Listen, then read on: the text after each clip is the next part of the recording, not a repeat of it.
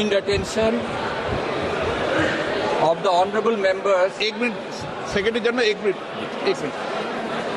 Please. माननीय सदस्य please अपनी अपनी सीटों पर जाओ। माननीय सदस्यगण, सदन में अगर मतदान हुआ, डिवीजन हुआ, तो पहली बात इस सदन में इलेक्ट्रॉनिक डिवीजन होगा। इसलिए मेरा आग्रह है कि एक बार सीट पर बैठ जाएं। देसाई जी प्लीज, माननीय सदस्य प्लीज प्लीज, सब अपनी अपनी सीट पर विराजें। प्रक्रिया बताएं। आपको प्रक्रिया भी बताई जाएगी। एक मिनट माननीय सदस्य प्लीज। माननीय सदस्य हम बैठे, क्योंकि पहली बार इलेक्ट्रॉनिक मशीन से मतदान हो रहा है, इसलिए माननीय महासचिव सारी व्यवस्थाएं बताएंगे और उस व्यवस्था के अंदर यह भी बताएंगे कि अगर इलेक्ट्रॉनिक मशीन का बटन गलत दब गया है तो आप पर्ची से भी अपने मतदान को संशोधित कर सकते हैं, करेक्ट कर सकते हैं। हिंदी इंग्लिश दोनों में बताएंगे। पहले महासचिव की व्यवस्था वो समझ लें, सब अपनी अपनी सीट पर जाकर बैठ जाए। महासचिव।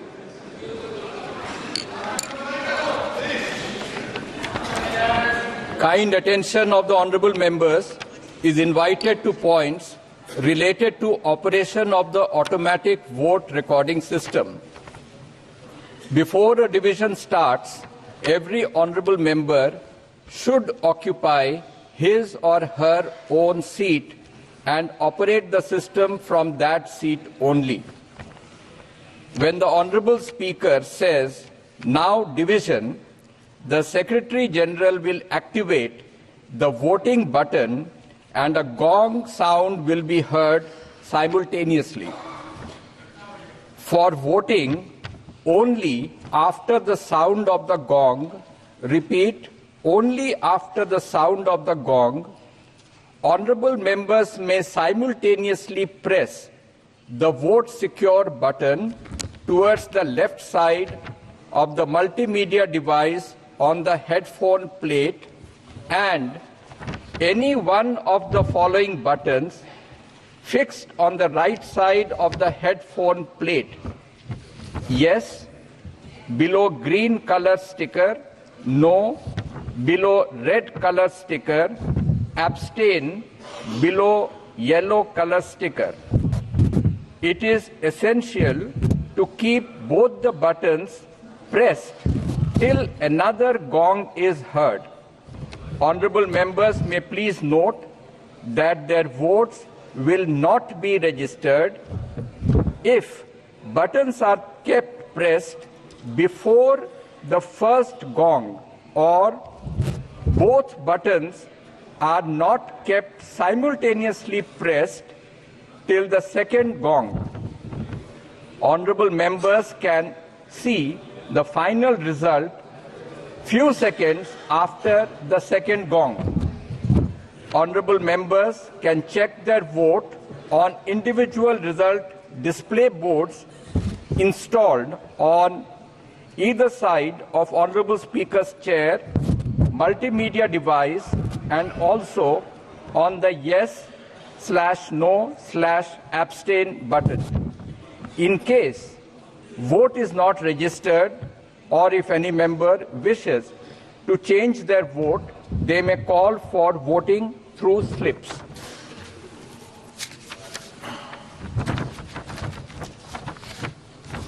माननीय सदस्यों का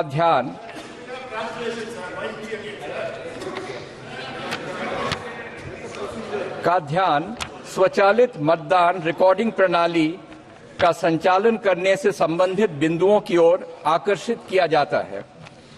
प्रत्येक माननीय सदस्य को मत विभाजन आरंभ होने से पूर्व अपना स्थान ग्रहण करना चाहिए और इस प्रणाली का संचालन उस स्थान से ही करना चाहिए। जब माननीय अध्यक्ष अब मत विभाजन बोलेंगे तो महासचिव मतदान बटन को एक्टिवेट करेंगे और इसके साथ साथ गोंग की ध्वनि सुनाई देगी।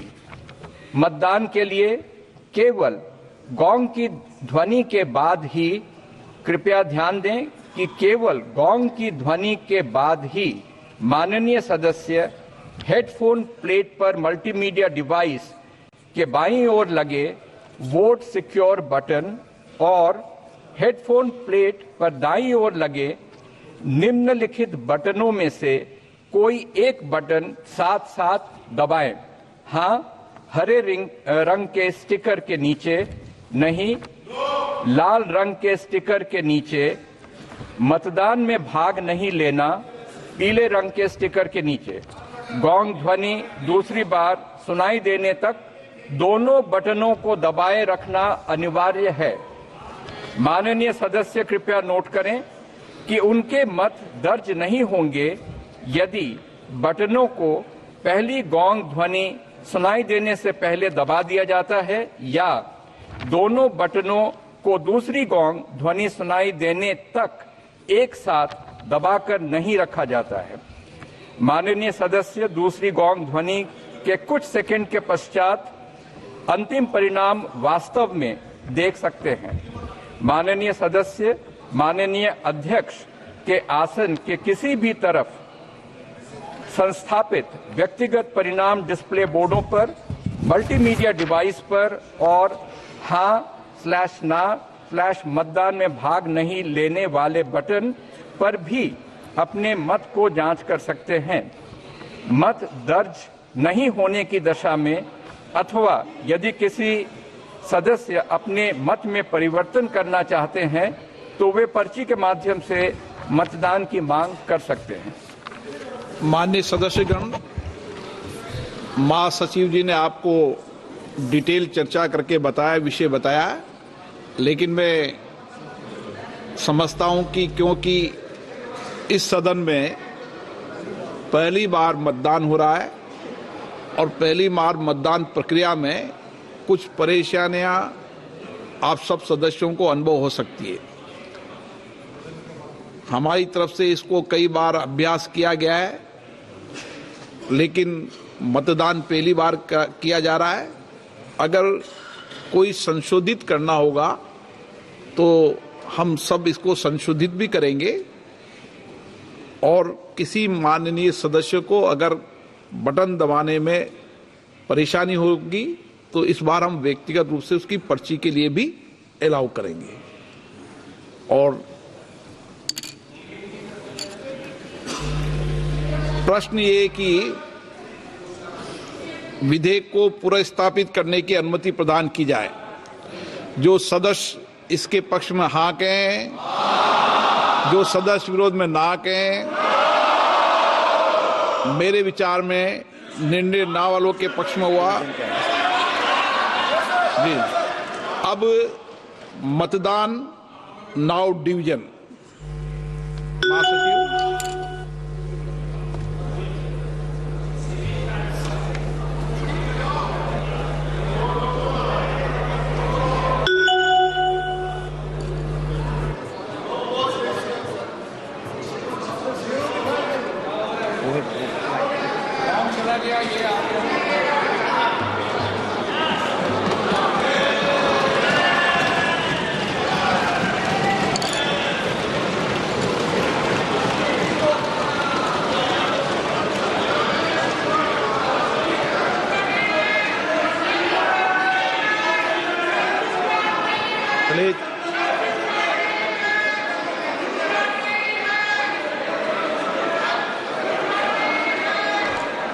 क्या मान्य सदस्य तरीका है? मैंने पहले ही स्पष्ट कर दिया है। नो, एक मिनट प्लीज। मान्य सदस्य प्लीज आप बैठिए। प्लीज मान्य सदस्य, आप सब वरिष्ठ हैं। अरे मान्य सर प्लीज एक मिनट, एक बार दोबारा कराएंगे। रुको, एक बार दोबारा कराएंगे। हाँ, ऑब्जेक्शन है उनको पर्ची दे दीजिए। मैं माननीय सदस्यों से पुनः आग्रह करता हूं, मैं माननीय सदस्यों से, प्लीज बैठिए, एक बात सुनिए।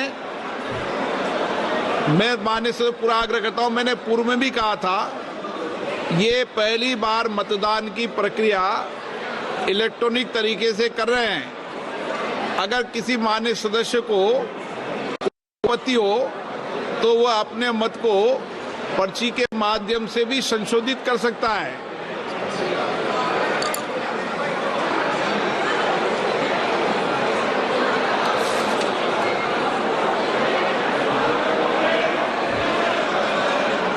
ठीक तो आ रहा है सर। ठीक।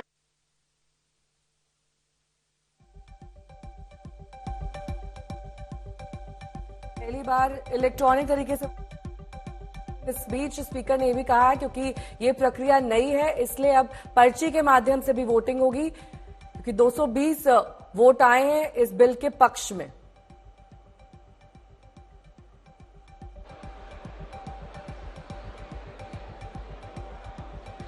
अब दोबारा वोटिंग की जाएगी। लोकसभा स्पीकर ने पहले ही साफ कर दिया था क्योंकि नई प्रक्रिया है, इसे समझने में थोड़ा वक्त लग सकता है। हरे बटन का इस्तेमाल हाँ के लिए, लाल का ना के लिए, और एक और बटन को दबाए रखना है। पहले गोंग की आवाज से लेकर दूसरे गोंग तक दोनों बटनों को प्रेस रखना है, तभी वोट रजिस्टर होगा। ये तमाम प्रक्रियाएं समझाई गई थी, लेकिन इसके बावजूद अगर दिक्कत आती है तो पर्ची के माध्यम से भी वोटिंग होगी।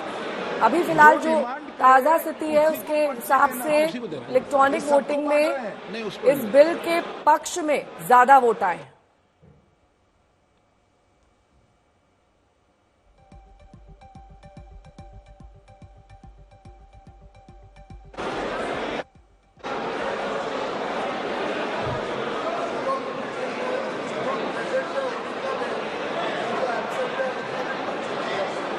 बिल स्वीकार करने पर फिर से वोटिंग यहाँ पर विपक्ष की ओर से मांग की गई और वही प्रक्रिया दोबारा होगी ताकि ये तय हो सके कि ये फुल प्रूफ मेथड है। प्लीज पहली बार इलेक्ट्रॉनिक तरीके से की जा रही है। सदस्य, मैंने फिर आग्रह किया है, समझाई गई है। जिन मान्य सदस्यों को अपने मत को संशोधित करना है वही पर्ची लें, क्योंकि माननीय सब आप विद्वान हैं, इसलिए एक बार और प्रयास कर लें। पर्ची की जा रही है।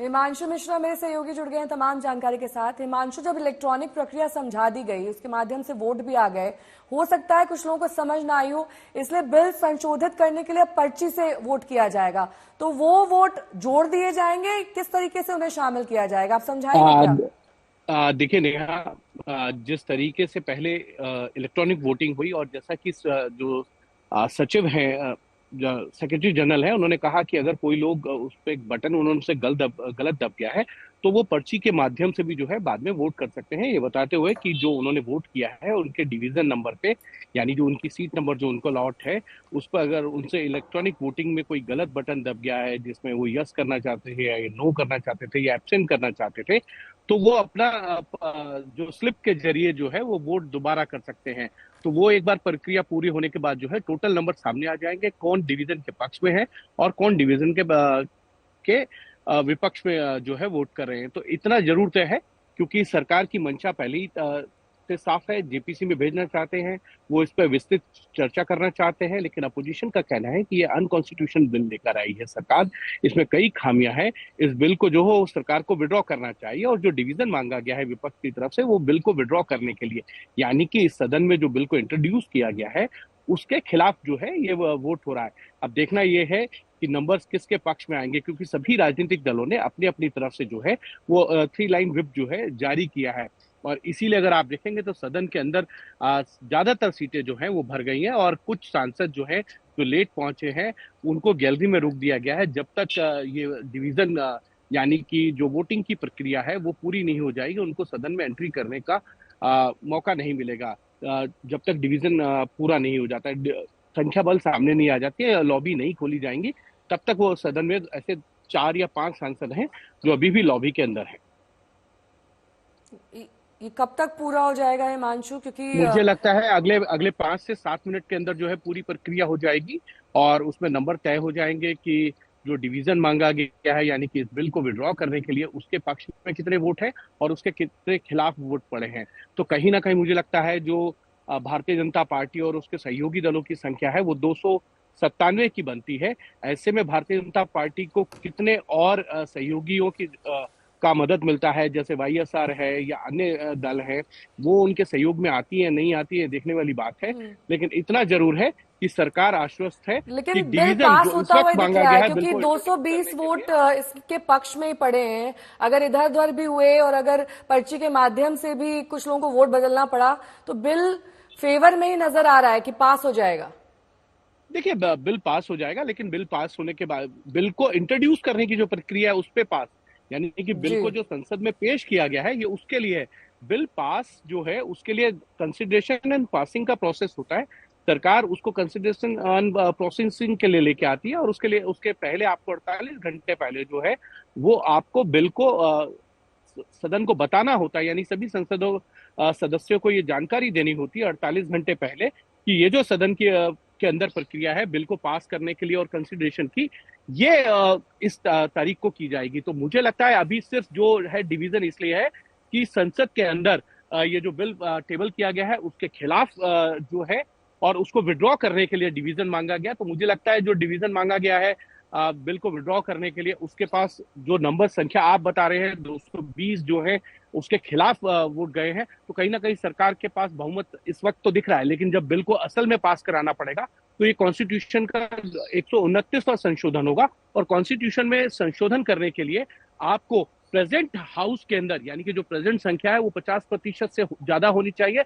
यानी अगर 243 सांसदों की संख्या है तो उसका 50% और सदन में मौजूद सांसदों की जो संख्या है उसका 2/3 मेजोरिटी। अगर हम देखें तो 543 सांसदों की संख्या जो है इसमें 368 लोगों का मत आपको चाहिए होगा जब इस बिल को पास कराना हो। तो सरकार के लिए भी एक टेढ़ी कील है कि वो कैसे अपने कुछ विपक्षी दलों को अपने साथ लेके आती है इस बिल पर।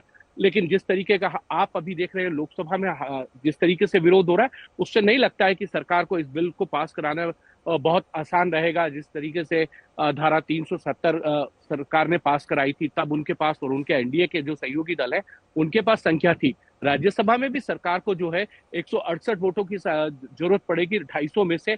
वो अभी सरकार के पास कुल जो सांसदों की संख्या है वो 112 है और मनोनीत सांसद जो है वो 6 सांसद हैं। तो 118 की संख्या तो जो सरकार के पास है, लेकिन बाकी जो 40 सांसदों की माफ कीजिएगा 150 सांसदों की जो संख्या चाहिए होगी वो सरकार के लिए बहुत मुश्किल होगा।